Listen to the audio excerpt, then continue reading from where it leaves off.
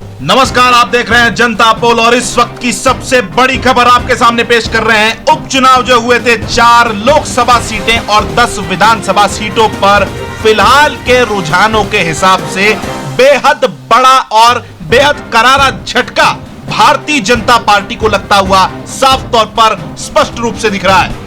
बात करें महाराष्ट्र की पालघर लोकसभा सीट की तो फिलहाल भारतीय जनता पार्टी यहां से तकरीबन 5000 मतों से आगे चल रही है, मगर भंडारा गोंदिया लोकसभा सीट जहां शुरुआत में भाजपा आगे थी, वहां से अब कांग्रेस एनसीपी गठबंधन के जो एनसीपी से प्रत्याशी उतरे थे वो 6000 मतों से आगे हो गए हैं।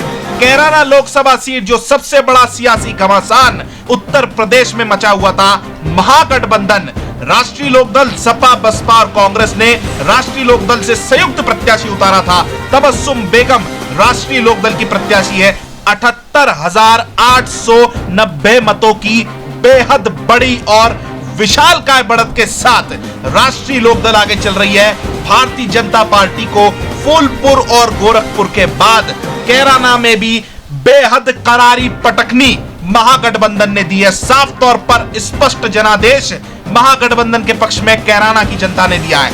नागालैंड लोकसभा सीट की अगर बात करें तो शुरुआत से यहां पर भाजपा समर्थित दल आगे चल रहा था, मगर फिलहाल कांग्रेस समर्थित एनपीएफ, जो कांग्रेस और एनपीएफ ने गठबंधन किया था, उसके प्रत्याशी अचानक से 1200 मतों की लीड के साथ आगे हो गए हैं। तो यहां से भी भारतीय जनता पार्टी को बेहद करारा झटका लगता हुआ दिख रहा है।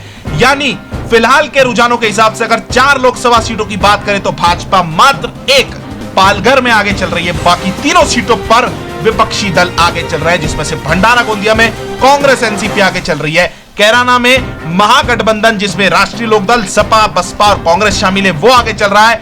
नागालैंड में कांग्रेस और एनपीएफ गठबंधन के प्रत्याशी 1200 मतों की बढ़त के साथ आगे चल रहे हैं। विधानसभा सीटें 10 विधानसभा सीटें ऐसी है जहां पर उपचुनाव हुआ। अगर वहां की बात करें तो कांग्रेस पार्टी और गठबंधन यानी झारखंड मुक्ति मोर्चा और राष्ट्रीय जनता दल बिहार, इन दोनों को हमने जोड़ा है। कांग्रेस पार्टी फिलहाल 3 सीटों पर आगे है, जिसमें से 2 पर जीत प्राप्त कांग्रेस कर चुकी है। 1 सीट मेघालय की है और 1 सीट महाराष्ट्र की है, जहां पर कांग्रेस के विधायक निर्विरोध निर्वाचित हुए थे। इसके अलावा पंजाब की शाहकोट सीट से कांग्रेस पार्टी आगे चल रही है।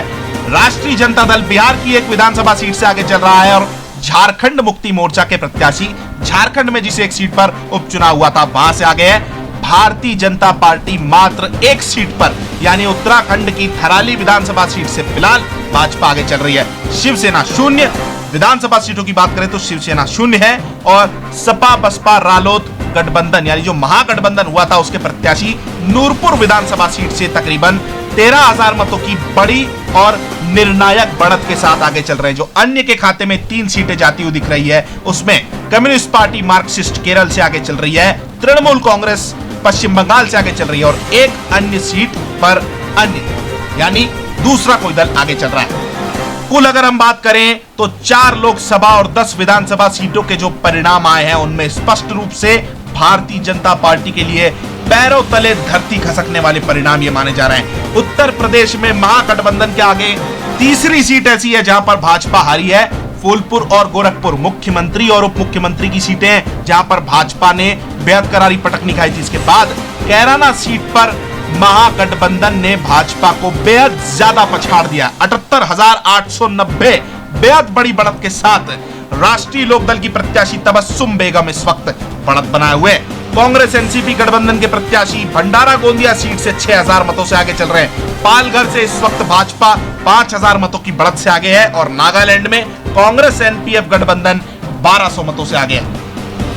लगातार कवरेज जारी है, बने रहे हमारे साथ, देखते रहिए जनता पोल। जय हिंद, जय भारत।